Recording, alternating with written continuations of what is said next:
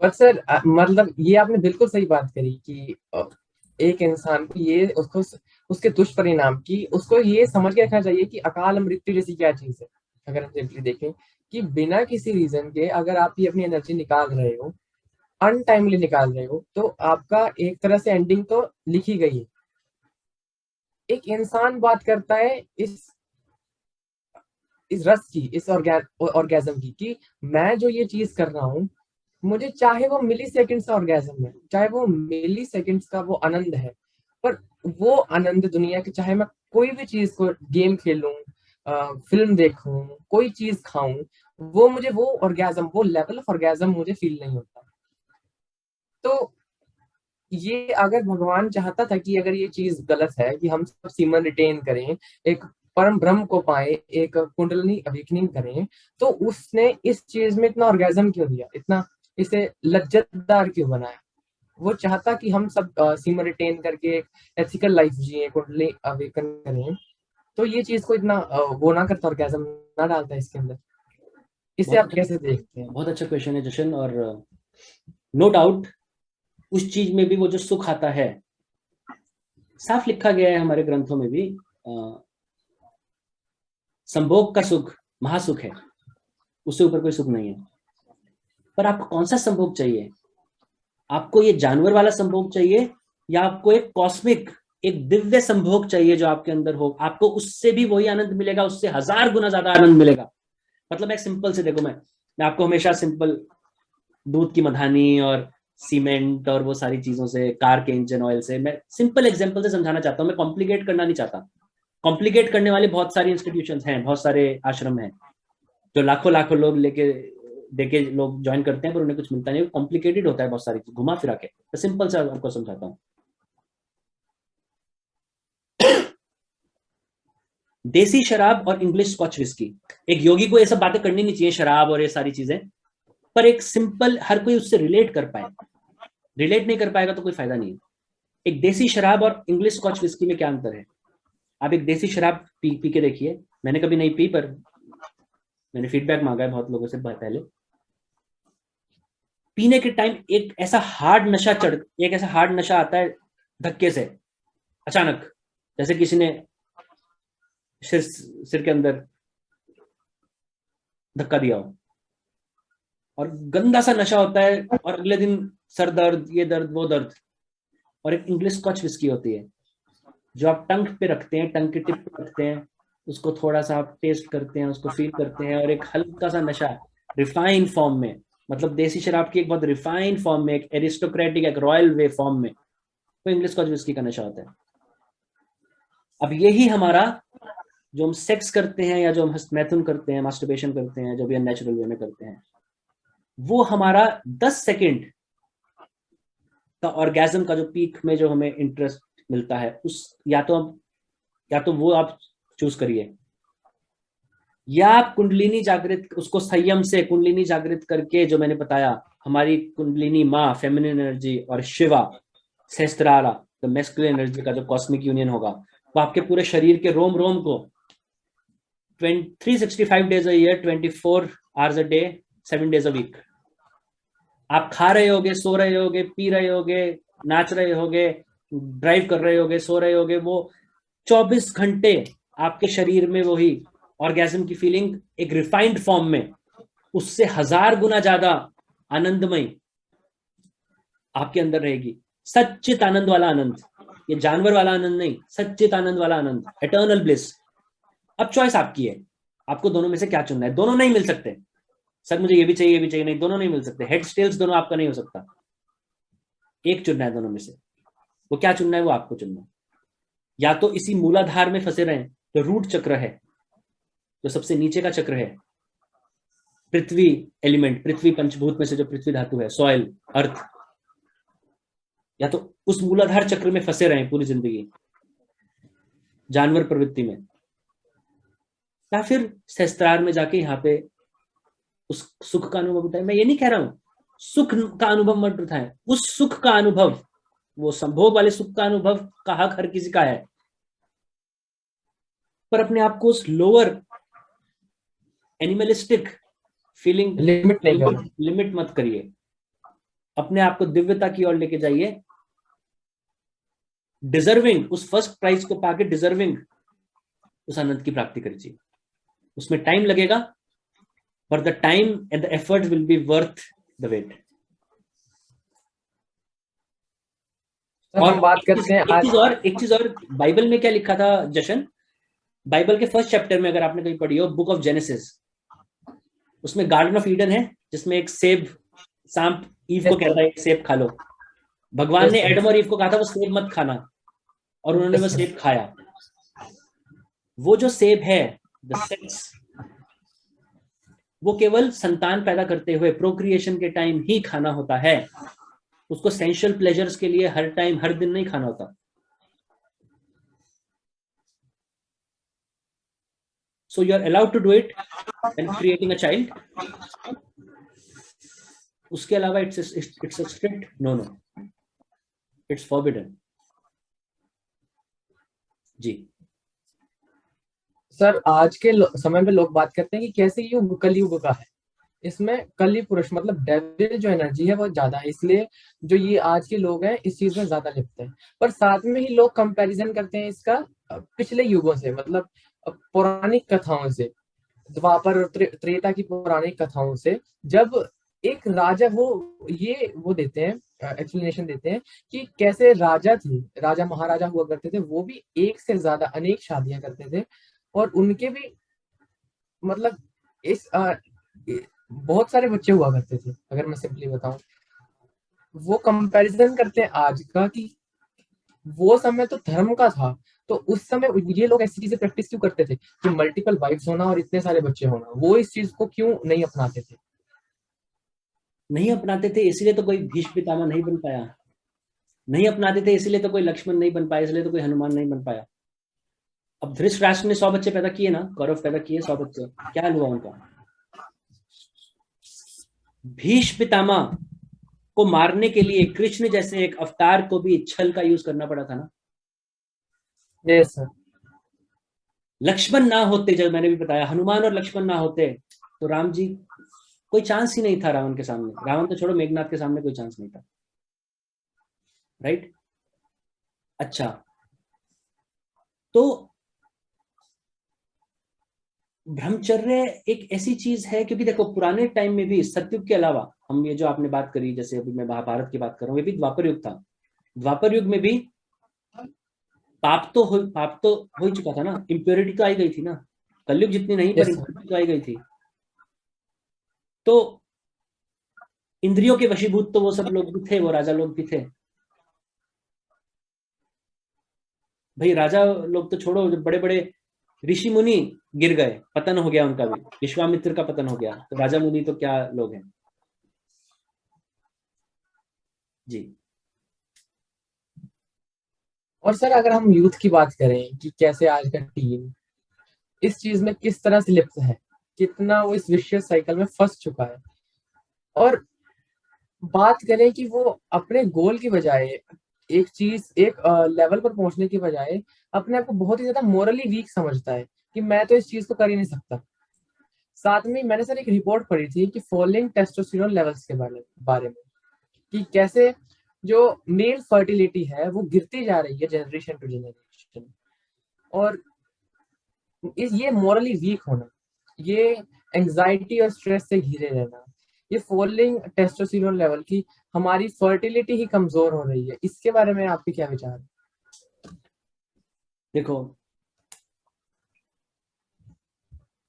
पुराने जमाने का मतलब हमारे दादा वगैरह के टाइम पे इंटरनेट वगैरह कुछ नहीं होता था, तो वल्गैरिटी थी उस टाइम भी इन चीज़ों की। यंग लोग इन चीज़ों में अपना सर उनका अपने सेंसेस में लिप्त होते थे। और उस टाइम थोड़ा प्रिंट मीडिया था, गंदी बुक्स, उस टाइप की वल्गर बुक्स पढ़नी, वल्गर कंटेंट पढ़ना।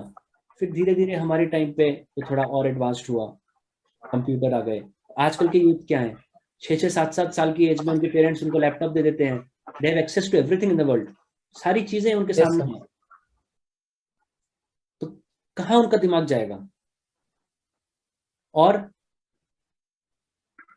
जितना आप उस चीज को निकालते चले जाएंगे, उस धातु को निकालते चले जाएंगे, वो उतनी कमजोर होती चली जाएगी। आपको ही मैं बोल देता हूँ जश्न, आपने कभी आप ट्राई मत करिएगा, पर अगर आप after period of few months अगर आप उस चीज को निकालें, बहुत ही दुर्भाग्यपूर्ण होगा निकालना, पर अगर आपका वो निकल गया, आप देखेंगे आपने 2-3 महीने उसको रोका, वो जब निकलता है वो एक विस्कस फॉर्म में निकलता है, हनी शहद की तरह विस्कस फॉर्म में निकलता है, घी की तरह विस्कस फॉर्म में निकलता है। पर आप उसको रोज निकालते चले जाए, वो ऐसा निकलेगा पानी की तरह बिल्कुल। वही आजकल हमारे जो माँ बाप शादी से पहले अपनी पूरी यूथ में वो उस चीज को बर्बाद करते रहते हैं। जब संतान पैदा करते हैं, उस संतान पैदा करने के लिए जो शुक्राणु यूज हुए वो पानी की तरह होते हैं, सारा सब कुछ तो आपने निकाल दिया, बर्बाद कर दिया अपनी यंग एज में, वो पानी की तरह निकलते हैं। उस पानी वाले उस लो स्पर्म काउंट से कैसी संतान पैदा होगी? एक डिवाइन, एक दिव्यपूर्ण, एक भगवान, मतलब एक बहुत ही स्पिरिचुअली एडवांस्ड सोल उसमें आएगी। उस सीड के थ्रू जो जाइकोट फॉर्मेशन हुआ मदर की वोम में, ओवरीज का, और जो उसका मिलन हुआ, नहीं, उसी कॉन्शियसनेस लेवल का ही कोई सोल आएगी उसमें। तो आपको ये बता दूं कि जब एक मेल और फीमेल का जब सेक्सुअल कम्युनियन होता है बच्चा पैदा करने के लिए, तो उस टाइम जो कॉन्शियसनेस, जो चेतना का लेवल होता है, उस टाइम जहां पे हमारी चेतना होती है, उस चेतना के हिसाब से जैसे ही वो मेल और फीमेल का वो जाइगोट, ओवरीज और स्पर्म का जब कांटेक्ट होता है और जाइगोट फॉर्मेशन होता है, एक फ्लैश के रूप में एक प्रकाश आता है और सोल उसके अंदर एंटर करती है। बड़े बड़े योगियों को प्रकाश दिखता भी है जो उस लेवल पे हैं, जो कारण शरीर क्या कॉजल वर्ल्ड को जो एक्सेस कर पाते हैं, कारण जगत को, उनको वो दिखता भी है। तो उस टाइम जो कॉन्शियसनेस होगी, उसी कॉन्शियसनेस का बच्चा उसमें आएगा। हालांकि बच्चा उसमें अपने प्रारब्ध के हिसाब से अपने परिवार में उस फैमिली में आता है, उस प्रारब्ध कर्मा के हिसाब से उस फैमिली में आता है जहां पे उसको वो कर्म जो है वो उनका एक्सपीरियंस कर पाए। पर उसकी कॉन्शियसनेस भी उसी जो मदर फादर का कम्युनियन के टाइम पे जो कॉन्शियसनेस रही होगी, उस सेम कॉन्शियसनेस की सोल उसके अंदर आती है। इसीलिए ये जो पुराने जमाने में जो दिव्य बच्चे, डिवाइन बीइंग, डिवाइन चिल्ड्रन जो पैदा करने का जो एक आर्ट था, वो आज लुप्त हो गया है, राइट। और तो ये बहुत इंपॉर्टेंट है। अब प्रॉब्लम क्या है, हमारे जो माँ बाप हैं, अब उनको ये सारी नॉलेज नहीं है। वो जब उन्होंने हमें पैदा किया, उनकी कॉन्शियसनेस कहाँ थी? मुझे शर्म नहीं आती ये बोलते हुए, उनकी कॉन्शियसनेस कहाँ थी? मूलाधार चक्र में थी, the lowest most point. Animalistic behaviour था उस टाइम उनका, पशु वाला, उस क्षण में। और यहाँ पे आप बैठे और मैं बैठा हूँ, द ब्लडी नॉर्मल चिल्ड्रन, वरना हम डिवाइन चिल्ड्रन होते हैं, राइट। Yes sir. ये एक चीज, ऊपर से बाकी चीजें तो है ही, जो भी टेस्टोस्टेरोन जो आपने बोला, जो स्पर्म काउंट जो रिड्यूस हो रहा है, ये हो रहा है, उसमें एलिट्स का भी बहुत, इल्यूमिनाटी भी उसमें बहुत सालों से लगी हुई है। हम जो पानी पीते हैं उसमें केवल फ्लोराइड ही नहीं, उसमें हजार चीजें और हैं जिससे हमारा स्पर्म काउंट कमजोर होता है। हमें जो मिस्ट्री जूस अभी डाला जा रहा है और डालते यस रहेंगे sir. Constant, booster 3, booster 4, booster unlimited, infinity, यही है वो पॉपुलेशन कंट्रोल। केमट्रेल्स, केमट्रेल्स के थ्रू, जिनको केमट्रेल्स नहीं पता, केमट्रेल जो ऊपर क्लाउडी दिन तो पता चलता नहीं है, पर एक ब्लू सनी स्काई के टाइम ऊपर यस हवाई सर। जहाज जाता है, पीछे वो स्मोक छोड़ता हुआ जाता है और सब धुएं से भर जाता है। जो नॉर्मल स्मोक होती है किसी भी प्लेन की, वो 20-30 सेकेंड्स में डिसिपेट हो जाती है, खत्म हो जाती है, दिखती नहीं है। पर ये स्मोक से सब कुछ, तो ये जो वो पाउडर्ड मेटल्स जो ऊपर से छोड़ रहे हैं, वो भी जब नीचे आता है एटमॉस्फेयर में, हम उसको अननोइंगली ब्रीथ कर रहे हैं अपने अंदर, उससे भी स्पर्म काउंट कम हो रहा है। ये जो हमें फ्री पॉन दिखा रहे हैं, हम उससे सब हमारे यूथ का पतन हो रहा है, स्पर्म काउंट कम हो रहा है। तो स्पर्म काउंट आगे आगे कम होता चला जाएगा। सर आपने संतान की बात करी, आपने डिवाइन चिल्ड्रन की बात करी, ये होते कैसे हैं सर? कि आज के समय में अगर कोई चाहे कि हमारा बच्चा, हमारी संतान एक डिवाइन चाइल्ड हो, वो उसका क्या प्रोसेस, उसका क्या फिनोमिना है? देखो जैसे मैंने आपको बताया कि देखो बच्चा पैदा करना एक बहुत ही बड़ी रिस्पॉन्सिबिलिटी है। जो पेरेंट्स हैं उनको उस रिस्पॉन्सिबिलिटी को मजाक के रूप में नहीं लेना चाहिए। सबसे पहले तो पेरेंट्स को जिस दिन बच्चा पैदा करना है आपस में डिसाइड करके, कि पुराने जमाने में होता था, ऋषि मुनि जो करते थे, वो एक दिन डिसाइड करते थे 1 महीने बाद या 2 महीने बाद। उस दिन तक वो कंप्लीट ब्रह्मचर्य का पालन करके, मेडिटेशन करके, ध्यान करके अपनी कॉन्शियसनेस को ऊपर बढ़ाने की कोशिश करते थे। उसके बाद जब वो संतान पैदा करने की प्रक्रिया में जाते थे, उस टाइम वो जो लस्ट है, वो जो फ्लैश की लस्ट है, उस कामुकता को बीच में नहीं आने देते थे। कामुकता जहां बीच में आई, आपका वो कॉन्शियसनेस सीधे नीचे मूलाधार में आ जाएगा। वो मेडिटेटिव स्टेट में ही ऊपर वाले का नाम लेते हुए, अपनी कॉन्शियसनेस को ऊपर रखते हुए ही वो संभोग करते थे। और उस टाइम एक उसी कॉन्शियसनेस की एक स्पिरिट जो सोल है, वो मदर के वोम में उस टाइम एंटर करती थी। उससे जो संतान, वो जो हाईली इवॉल्व सोल है, वो पैदा होती थी। आपने महाभारत देखी है, महाभारत पढ़ी है Jashan? Yes sir, yes sir, yes sir. Shantanu और सत्यवती के 2 बेटे थे, चित्रांगद और विचित्रवीर्य। चित्रांगद की तो शादी से पहले डेथ हो गई, मृत्यु हो गई। विचित्रवीर्य की पत्नियां थी अंबिका, अंबालिका। अब संतान पैदा करने के लिए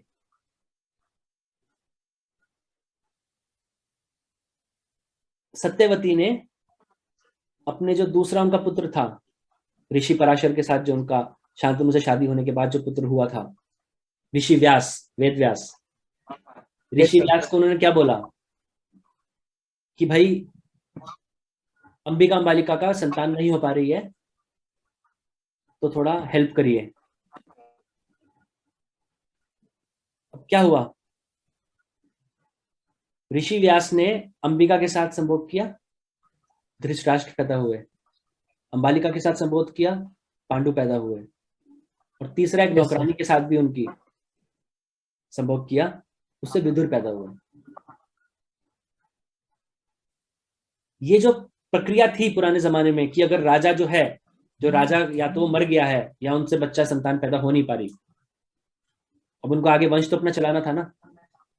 तो ऐसे अपने राज्य में ऐसे इंसान को इस हेल्प के लिए चुनते थे जो बहुत ही इवॉल्व बीइंग हो। वो चाहते थे हमारा बच्चा भी वैसा ही हो, आध्यात्मिक, दैविक, दिव्य बच्चा हो, डिवाइन चिल्ड्रन हो, डिवाइन चाइल्ड हो। तो इस केस में व्यास ने किया वो काम, ऋषि व्यास ने। और ऋषि व्यास ने पूरी महाभारत भी लिखी है, तो ऋषि व्यास ने वो काम किया। अब इस चीज को पुराने जमाने में, इस प्रक्रिया को, कि कोई बाहर का आदमी किसी स्त्री के साथ केवल बच्चा पैदा करने के लिए सहयोग दे, उसको क्या बोलते थे पता है? उसको टर्म पता है तुम्हें? No sir. उसको नियोग कहते हैं। नी मतलब विदाउट, योग मतलब यूनियन, तो विदाउट यूनियन। अब इस केस में बहुत स्ट्रिक्ट शर्तें होती थी। अब व्यास ने अंबिका और अंबालिका और नौकरानी के साथ 3 बच्चे पैदा किए, धृतराष्ट्र, पांडु और विदुर। उसका मतलब ये नहीं है कि वो अंबिका अंबालिका के जैसे हस्बैंड के साथ, जो हस्बैंड वाइफ के बीच में जैसे संभोग होता है, कम्युनियन होता है, वैसे ही पूरा किया होगा, बिल्कुल लस्ट एक्सपीरियंस करके नहीं। नियोग के टाइम बहुत ही स्ट्रिक्ट रूल्स होते थे। सबसे पहला रूल क्या होता था? वुमेन जो है, जो लेडी है, जो स्त्री है, वो ये प्रक्रिया केवल अपने दिमाग में ये रखेगी कि ये प्रक्रिया केवल वो संतान पैदा करने के लिए कर रही है, सेक्सुअल प्लेजर के लिए नहीं। दूसरा, जो वो इंसान, जो वो पुरुष उस नियोग में जो मदद कर रहा है, वो कभी उस बच्चे पे ऊपर अपना हक कि मैं इसका पिता हूं ऐसा नहीं बोलेगा। वो उस कपल का, माता पिता का ही पिता कहलाया, का ही पुत्र या पुत्री कहलाई जाएगी, यही संतान कहलाई जाएगी। उसके बाद इस चीज का मिसयूज ना हो, तो जो नियोग कर पाए पुरुष, वो मैक्सिमम 3 बार कर सकता है, 3 बार हेल्प कर सकता है। और इस केस में 3 बार उसने एक साथ हेल्प कर दी, अंबिका, अंबालिका और वो नौकरानी।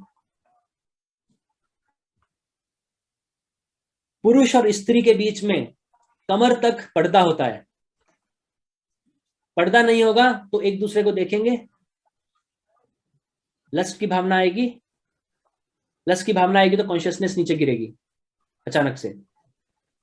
कमर तक पर्दा होता है, कोई आपस में एक दूसरे को देख नहीं सकता। केवल स्त्री अपनी कमर से नीचे को अनकवर करती थी।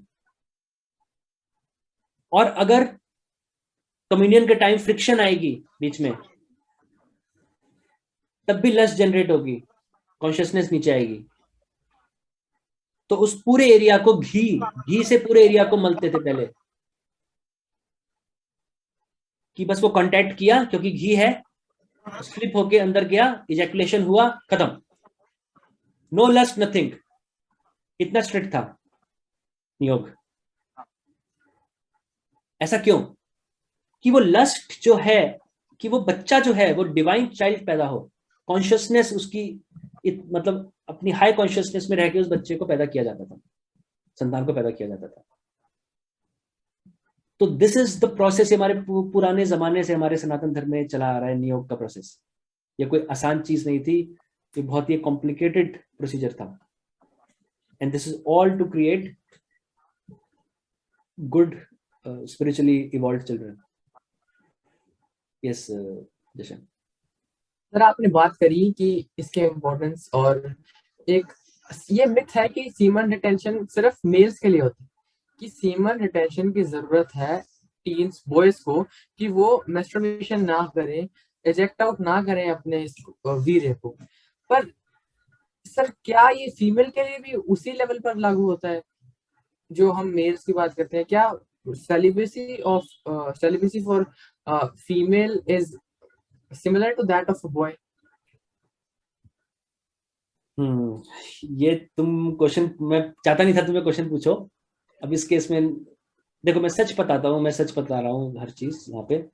देखो, जो जो मैंने बोला ये सब मेल्स पे और फीमेल्स पे, युवक युवतियां, male and female, boys and girls, सब पे एक जैसा लागू होता है।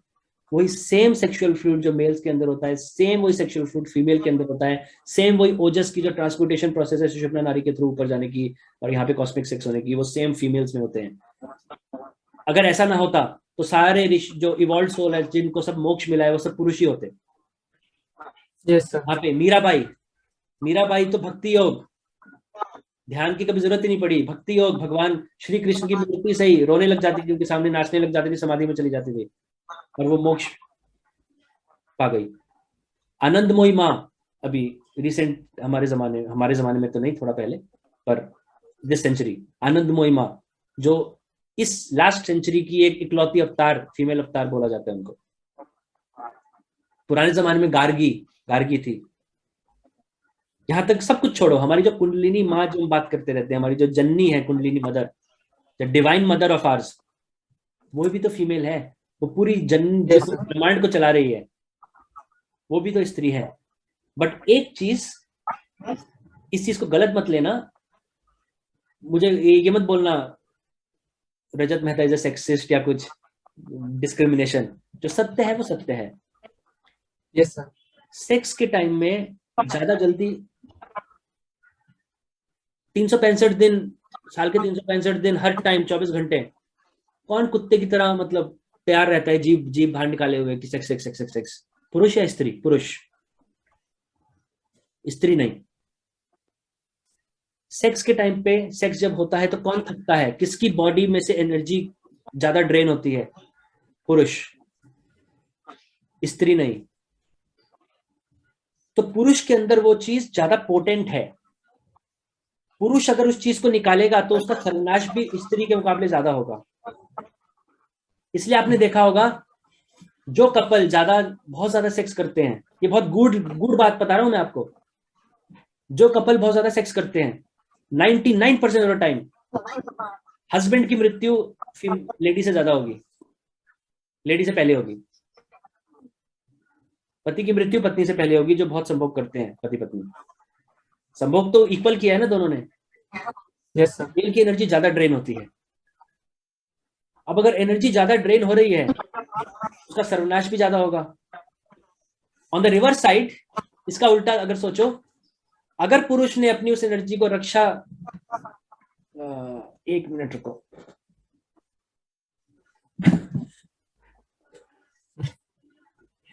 वेलकम। हाँ, अगर उस पुरुष ने अपनी उस एनर्जी को चैनलाइज करके यस सर। ट्रांसम्यूट करने लायक बन गया, उसकी जो आध्यात्मिक उन्नति होगी, जो प्रोग्रेस की जो स्पीड होगी, जो फोर्स से प्रोग्रेस होगी, वो भी फीमेल से ज्यादा होगी। ये एक परम सत्य है, कोई बताना नहीं चाहता, क्योंकि लोग उसको सेक्सिस्ट के रूप में उस इंसान को टैग कर देंगे, तो कोई बताना नहीं चाहता, लोग अवॉइड करते हैं, पर ये परम सत्य है। स्त्री का क्या है, टॉर्टोइस की तरह, slow and steady wins the race. तो पर ये चीज दोनों पे अप्लाई होती है, दोनों की बॉडी में सेम वही अल्केमी होती है, सेम वही सब प्रोसेस होता है, सबके अंदर सेम वही दिव्यता भरी हुई है। जी सर अब आप, एक मेल है एक फीमेल है, हमने बात करी उनके सीमन रिटेंशन के बारे में, इम्पोर्टेंस के बारे में, नुकसान के बारे में, फायदे के बारे में। आप आज के एक मिलेनियल को, एक जेनजी को क्या रिकमेंडेशन देंगे कि वो एक ब्रह्मचारी बने, कि वो कैसे एक ब्रह्मचार्य के पाथ को फॉलो कर सकता है, एथिकल लाइफ को फॉलो कर सकता है, ताकि वो इन चीजों से दूर रहे?